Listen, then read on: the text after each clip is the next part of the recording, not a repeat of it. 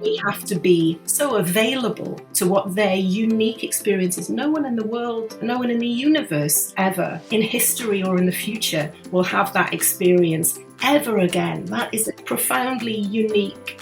The person's preciousness is absolutely incalculable. And that preciousness partly derives from the fact that they are the only person ever, sovereign, if you like, to live their life.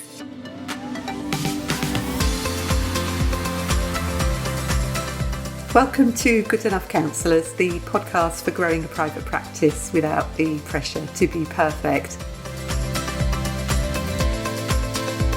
I'm Josephine Hughes, counsellor and creator of Therapy Growth Group, helping you get the clients you want and create the practice of your dreams.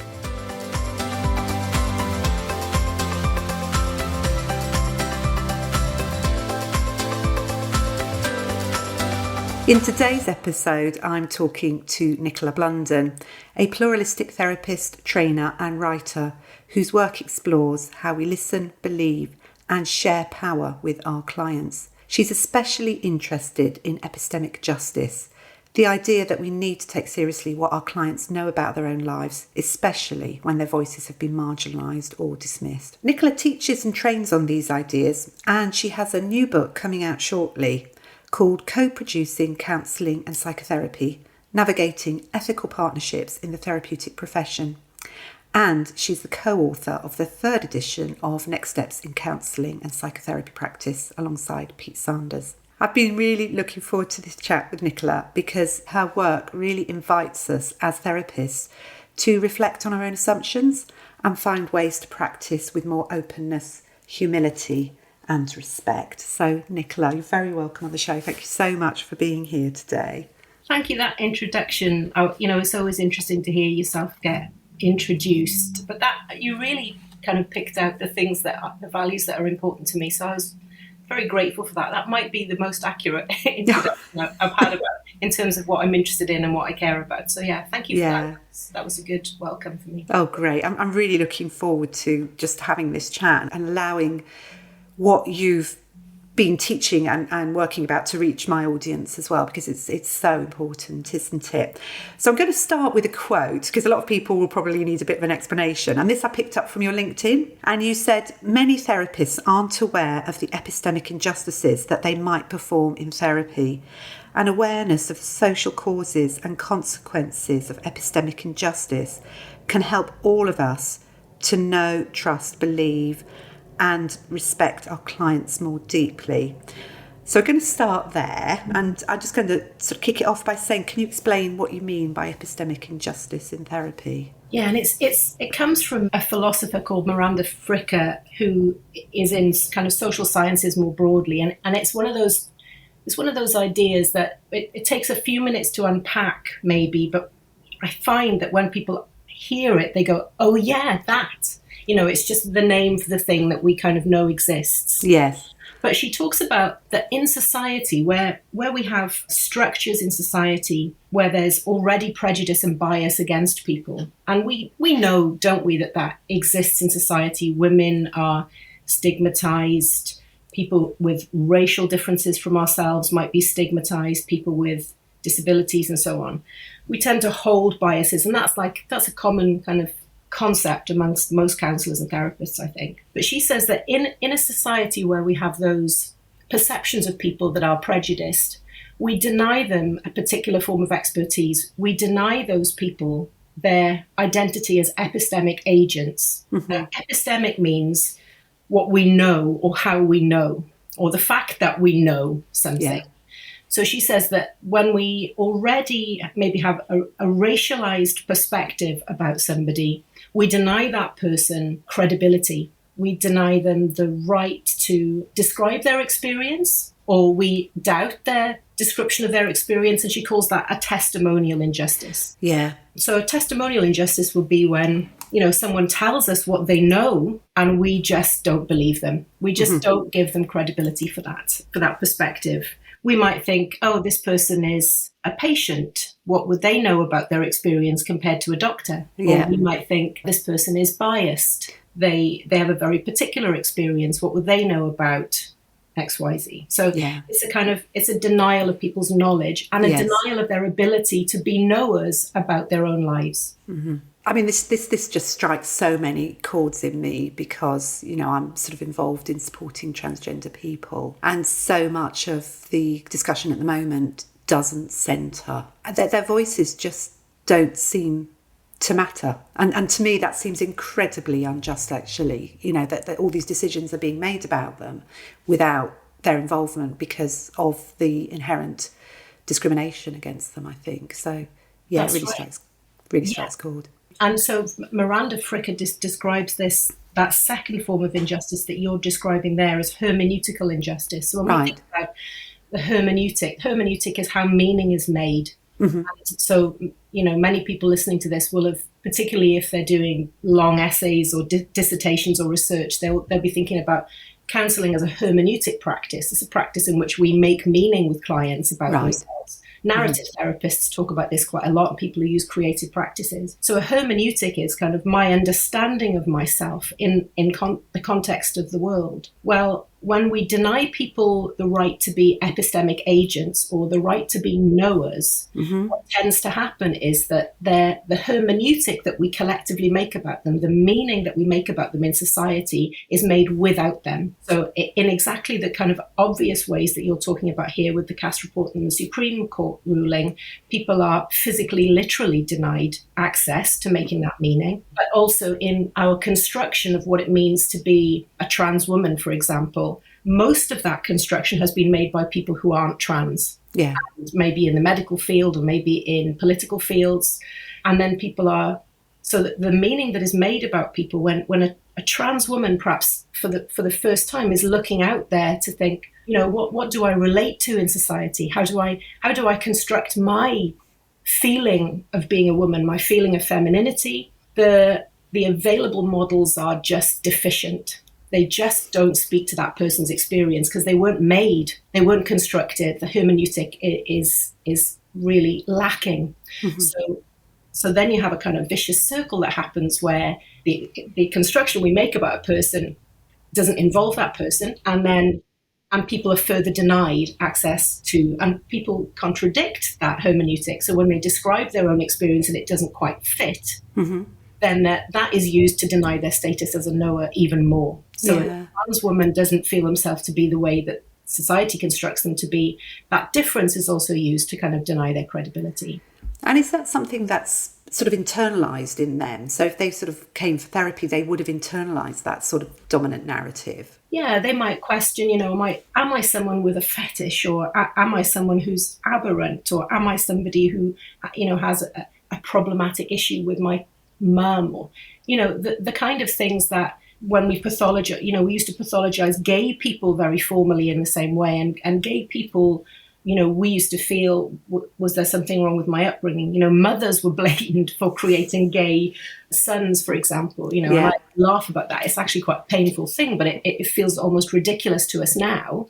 But it's exactly what's said about mothers of transgender young people now. Yeah. It is. And I would say mothers of children with disabilities. So, we're seeing an increasing incidence in the UK of previously undiagnosed autistic kids and ADHD kids and dyslexic kids and other kinds of neurodivergence.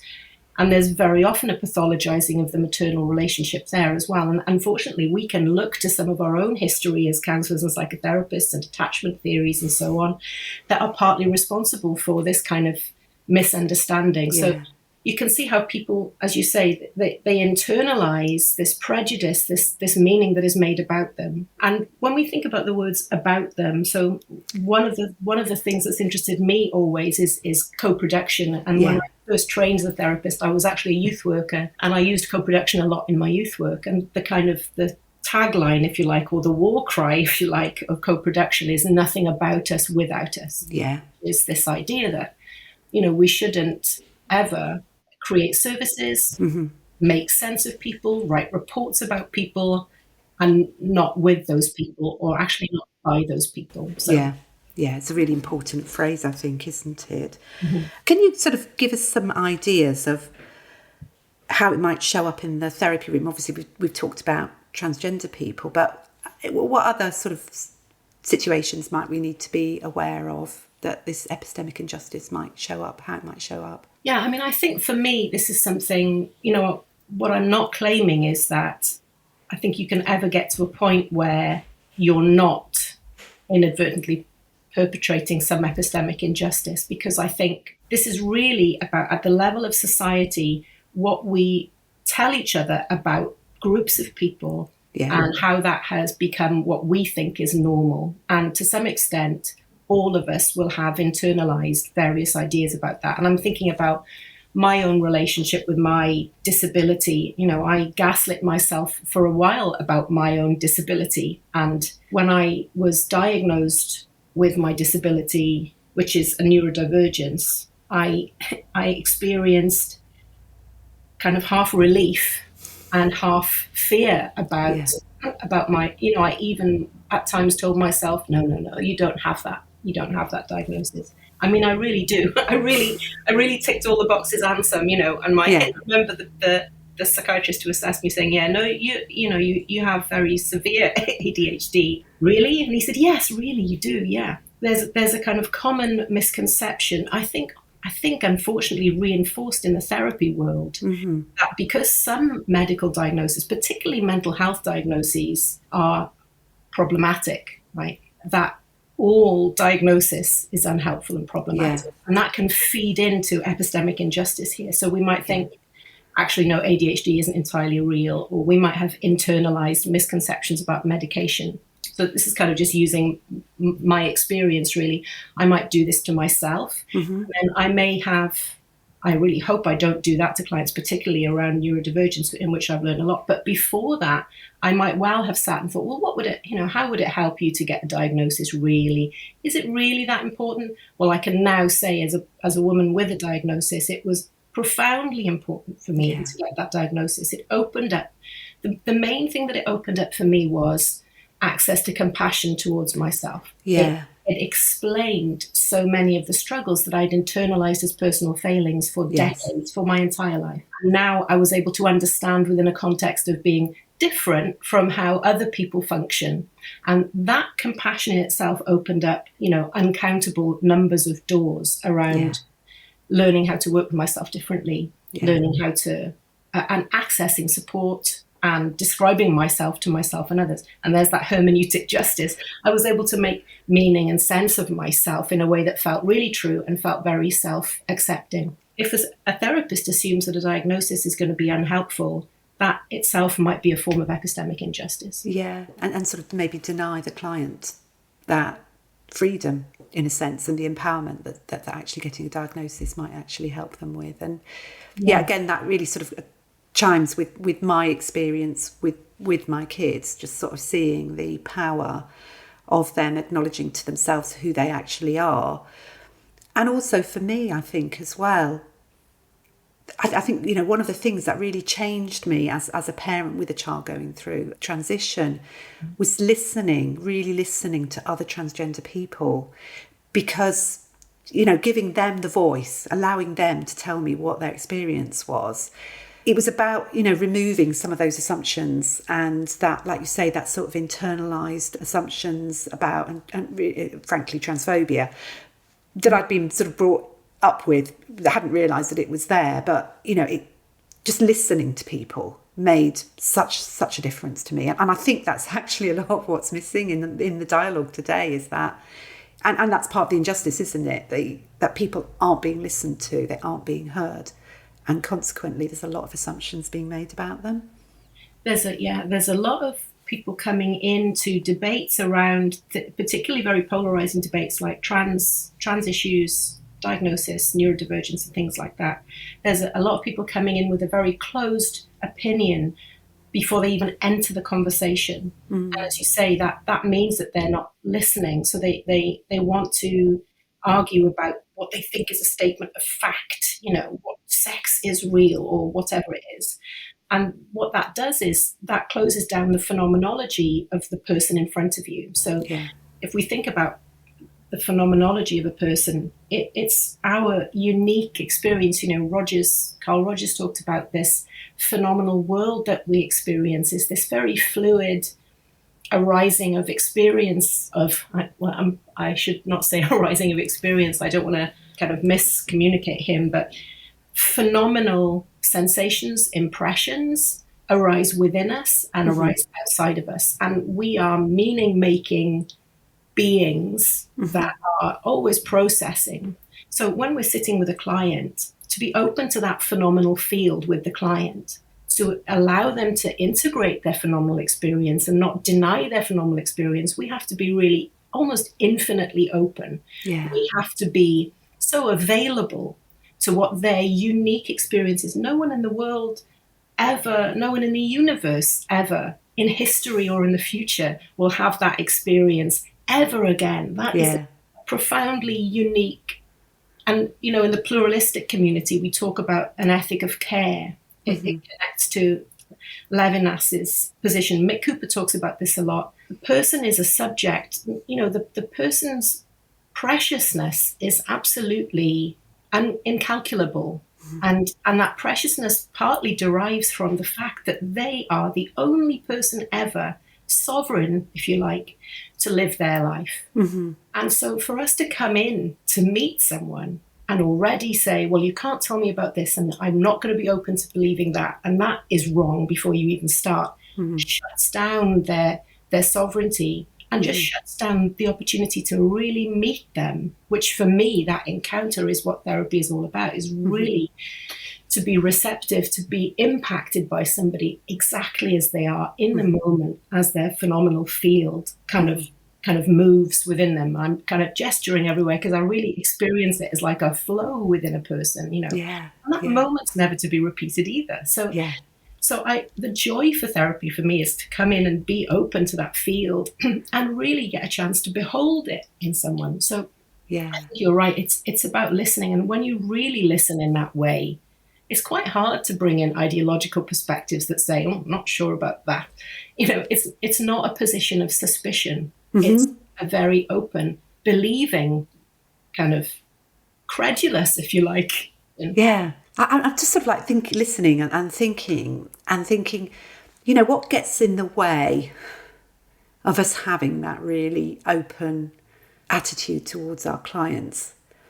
I don't know. I don't know whether this is true or not, whether they're almost like sometimes it's almost like we have something to prove, maybe to ourselves, or I don't know what you think. You know, what gets in the way of us being in that place of being really open to the other person's experience? For me, it's fear. And so it might be fear that I'm not, you know, good enough. And I love the title of your podcast because I think that knowing that I'm good enough is a position of openness to myself, right? Even though I know that I can always keep improving. So if I'm afraid that I'm not good enough, I might want to prove something. But I'm thinking about a very profound therapy relationship for me in which I feel like I learned this in a way that I'd never learned before, is working with somebody who has plural identity. So somebody who in previous, well, I mean, even still, unfortunately, in psychiatry, might be described as somebody who has dissociative identity disorder, even though actually they don't experience their plurality as being in any way disordered. And I envy it sometimes. I really, you know, because they have this capacity to figure things out within themselves as a group that, you know, is profoundly, it's such an amazing resource.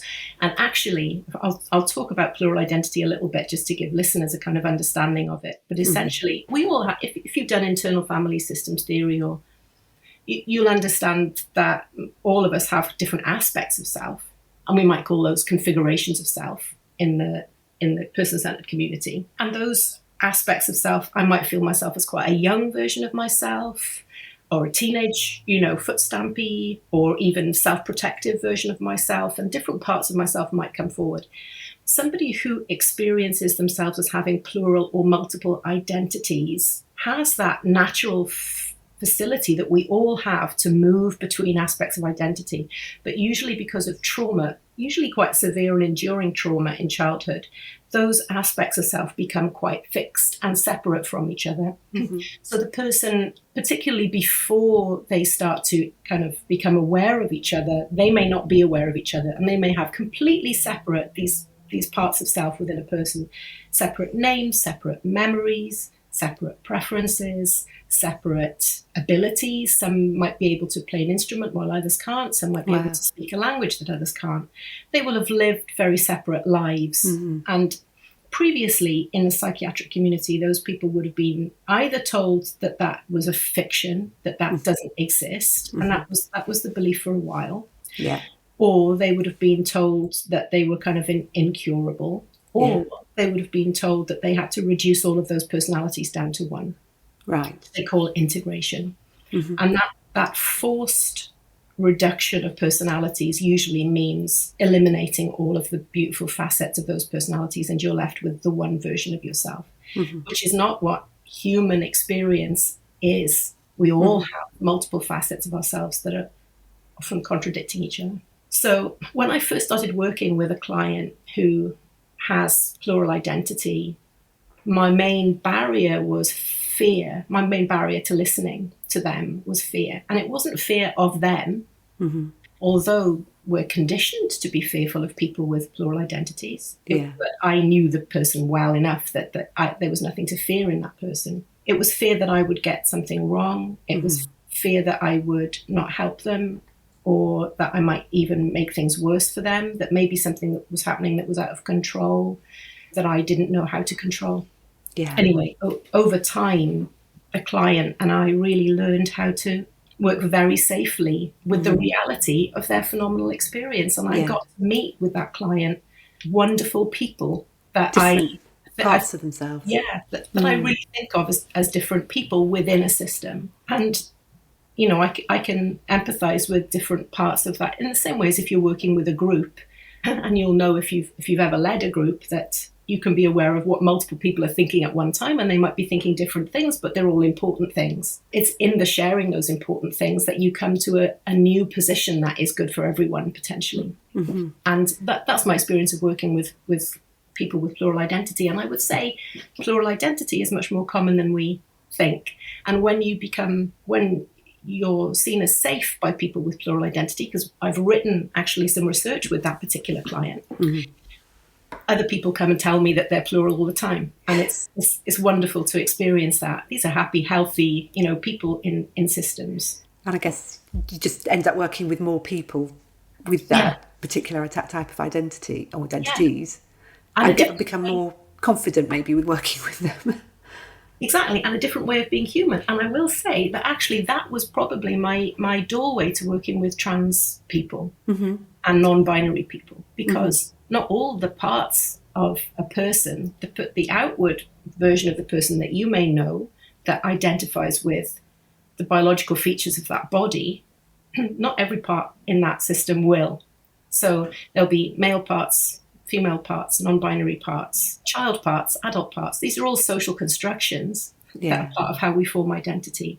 And I know that those parts are the gender that they are, and I experience them as that gender. And it makes no sense for me to deny someone's gender when I've had that very profound experience of working with someone who has boy parts and girl parts of self.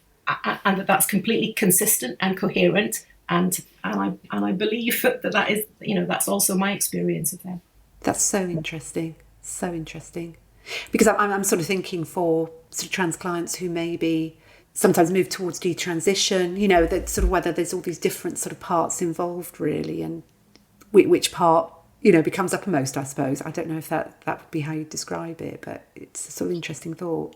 Yeah, and it's one of the interesting dilemmas that I think plural people experience, because they may have different sexualities too. They may have no sexualities. They may be child parts that, that it's not appropriate to have sexuality around. So it's kind of how, for that client, it's how they construct privacy and space in the system so that people can live their lives. I think it's much more difficult if any of the parts of self experience dysphoria, or feelings of discomfort in the body. But actually, I think it's one of those things that's individual for everyone, isn't it? And that's why epistemic justice is so important, is that we believe people's lived experience. We have to take it at face value. We have to believe people when they say, this is what it's like for me in my inner world, and not come in with preconceived ideas of what it should feel like for them, because there's infinitely different ways of being human. I don't know all those ways. I can't possibly know all those ways. And so to be open to people, which, yeah, so I suppose sort of like just sort of going back to that question about what might get in the way. There's that sense of it being needing to maybe prove yourself, but also I think there's something very courageous about what you're saying is because there's that sense of, oh my goodness, am I competent enough to hold this person? Can I help them, or will I sort of cause harm? And it's interesting actually because, sorry, it's just going to take me a moment to remember. I'm having a bit of a menopausal moment. I can't remember her name. It was Heather Dale who came onto the podcast to talk about ethics. She was talking about how, for her, it's sort of discovery. And yes, it is a fearful place, but it's about discovery. And it's about, with every client, you're moving into a new phase of discovering something. And so although you feel there is that sort of edge of fear, it's exciting as well. It's not so much about fear as excitement, I think.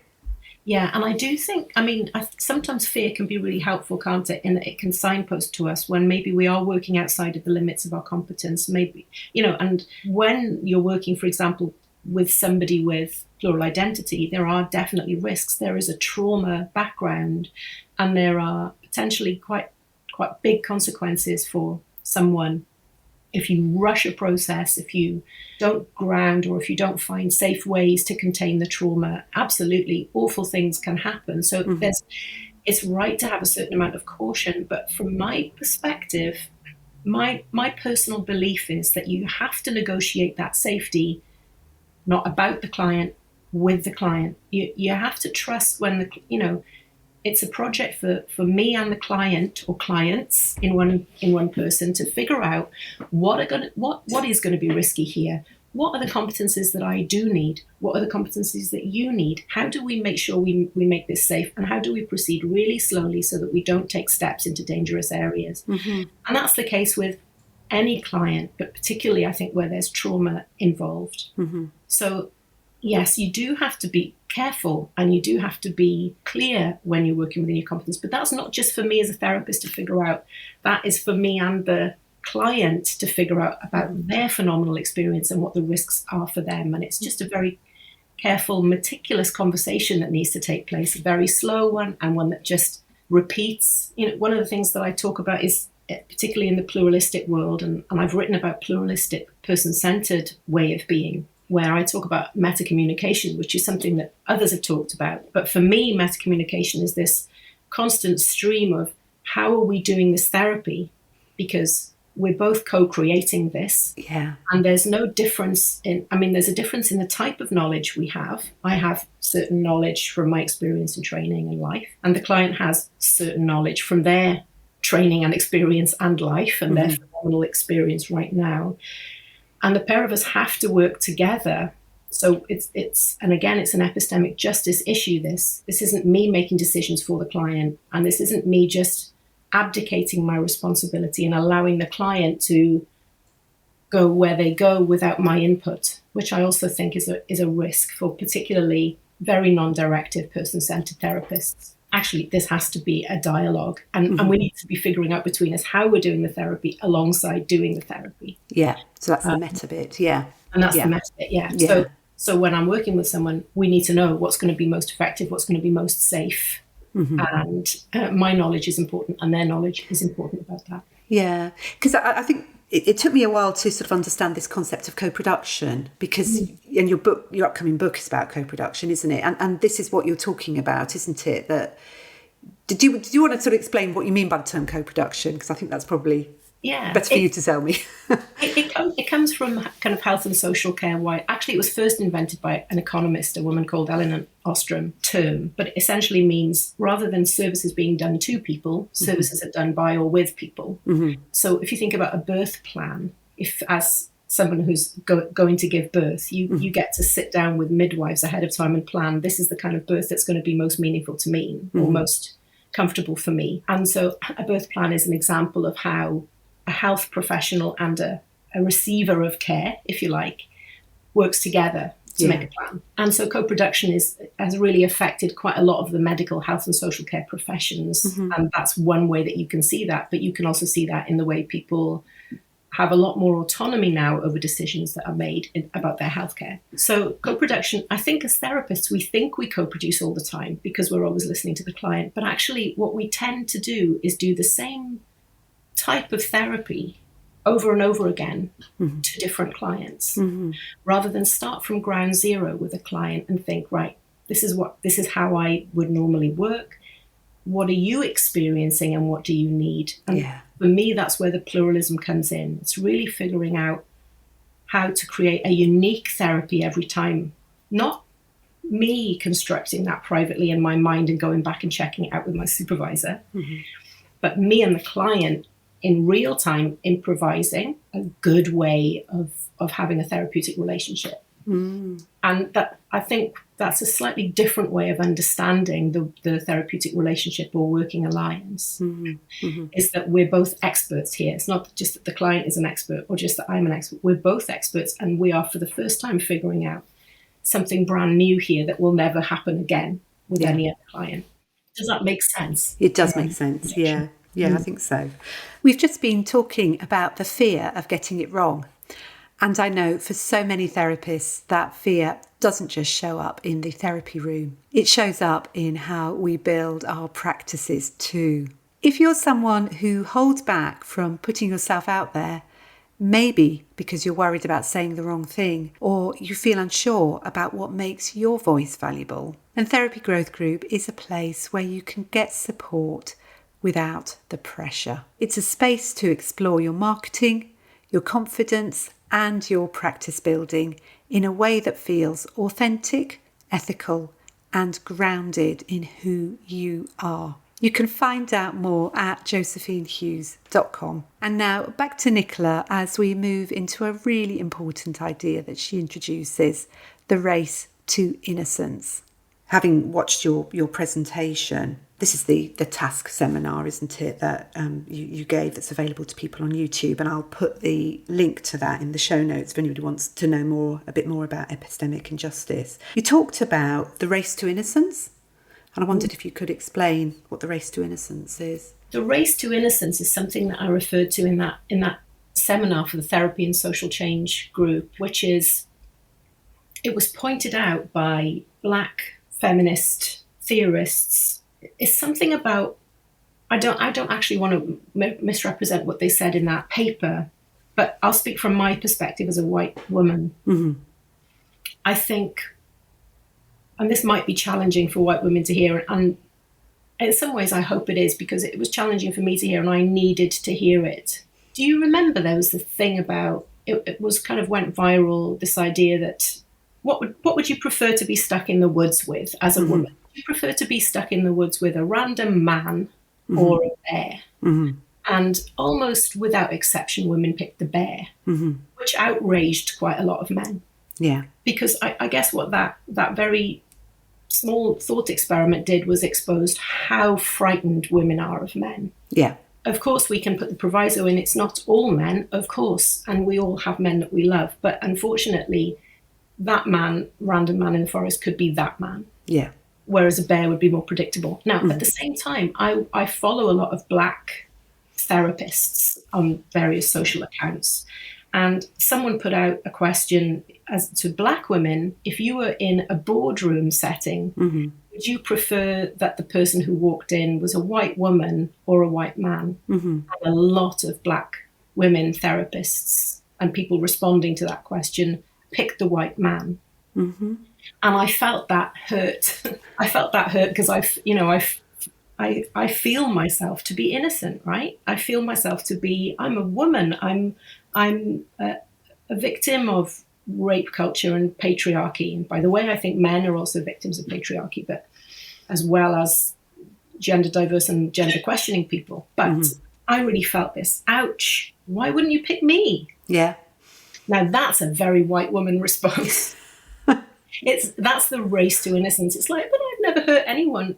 Actually, I participate and I benefit from being white all the time. One of the ways that white women can weaponize their white womanness is we aren't given room in society to be super aggressive potentially or super angry or powerful. That's punished.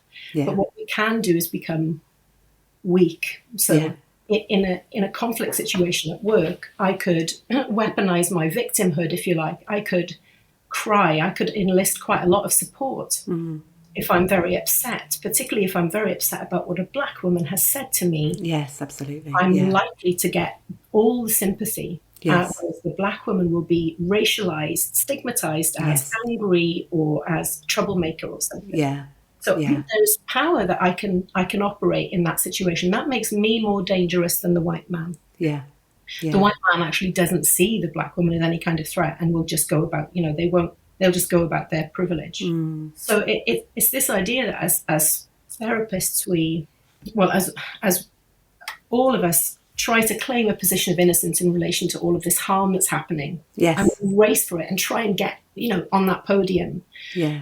Actually, we really have to be aware how we're participating in things that harm other people. And that needs to be our first observation. And the more uncomfortable I get about that, the more I can dispel some of that toxic thinking from my belief systems and become genuinely somebody that is safer to be around.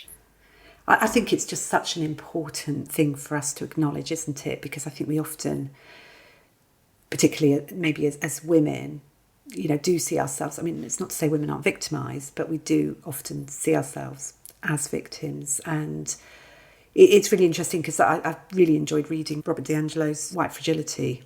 And that's the sort of situation I think you're talking about, where the white woman, when accused of saying something racist or whatever, can fall back on that sort of female vulnerability and gains support. And meanwhile, the person who's black, as you say, can be seen as the aggressor, and yet it's using our white power, really, in a sense. And I think it's really important for us to be aware of that. But I think what I really liked about the White Fragility book is just acknowledging the fact that we grow up in a racist society. And so most of us don't want to think of ourselves as racist, but it's almost like this is part and parcel of who we are because of our society, because of all those inherent assumptions. And I think it makes it easier to admit to ourselves that we're racist if we acknowledge that we've been brought up in that sort of racist society, and that we need to address that in order to right those historical wrongs, really. But I think we have such a lot of shame around it that we don't tend to acknowledge it. And I think the same is true, around all sorts of minority issues, really, in that we don't, I think especially because it's almost like a condition of worth, isn't it? That as therapists, we shouldn't be racist, we shouldn't be transphobic, all these shoulds. And so we tend to push that away from ourselves rather than acknowledging that this is actually, part and parcel of almost who we are by virtue of all the assumptions that we've grown up with, really. We live in a society that's been entirely colonized by a particular mindset. It started in the Enlightenment era. So this is at the time when, Britain and other countries were conquering the world. They were conquering it with a very particular brand of what is good and right. And cognitive knowledge, male aggression, physical might. And all of that is actually very local and very historical, but we presented it as a universal fact. And we're still living in the echoes of that, what we thought of as universal fact, that male knowledge was definitely better, that emotionality was worse, that, all of the stuff that goes along with the industrial military complex and capitalism of that project. So we're in it. We're already in it. It's all around us. It's part of, everything that we've been conditioned in. Those conditions of worth are very strong in us and have been for a very long time. And then we've exported that all over the world. So somehow we have to disentangle ourselves from all of those assumptions that marginalize, that push people to the edges of what we've been told is centrally important. And that's not one person's fault. It's not my fault, but it is my responsibility. And also it's a joyful thing. It's a joyful thing to let go of those assumptions and to discover. You talked about discovery earlier, to discover the reality of a person beyond all of those assumptions. And when we don't get out of that box that we've been put in, the world is a much less beautiful place. So I think when people think about the left or they think about the woke agenda, I think they see us, or perhaps I'll put myself in that box, they see us as quite joyless, but actually there's something beautifully convivial about seeing the world not through the lens of the colonial patriarchal mindset.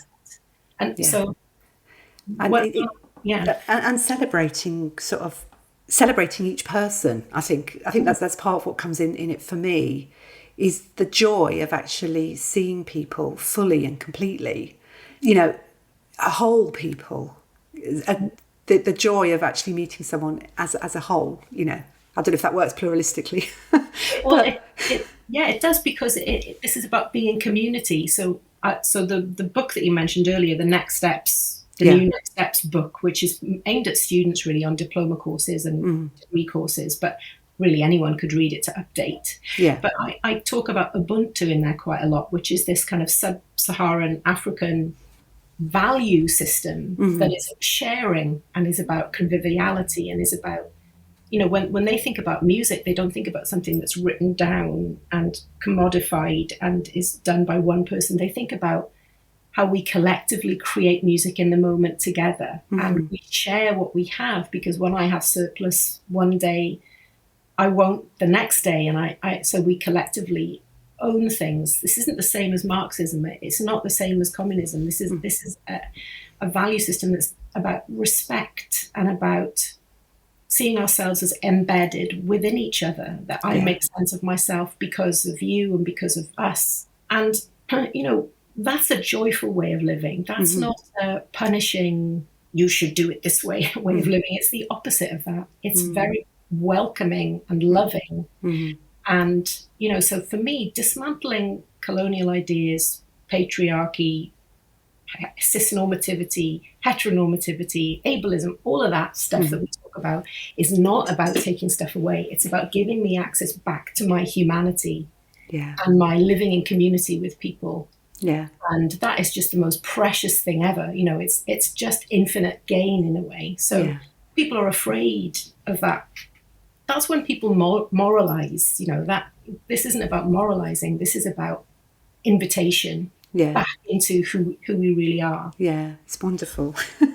Sounds amazing. Just wanted to sort of finish with a couple of questions, really, just to bring things to a close. So for therapists listening who are thinking, I don't want to cause harm, but I'm not sure about where to start, because we've all got to start somewhere, haven't we? What would you say to them?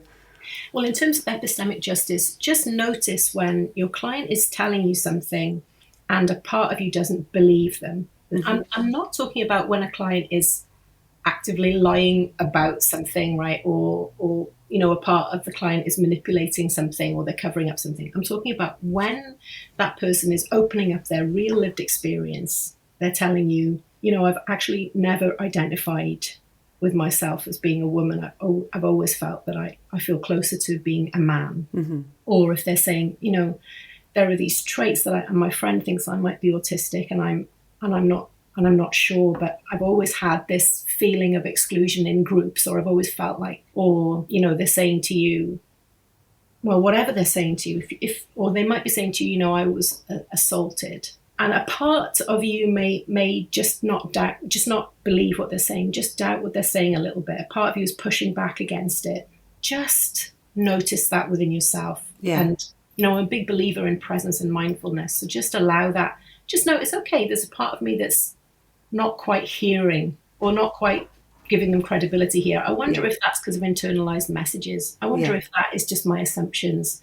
I wonder if I can open up to it a little bit more. And so I think this is about an in-the-moment practice of, I'll put all that stuff outside that I've been told about X topic, and I'll leave that outside the door, and I'll just sit with this person's experience and just open myself up to it. And I'll notice when I don't quite believe it. That's my advice.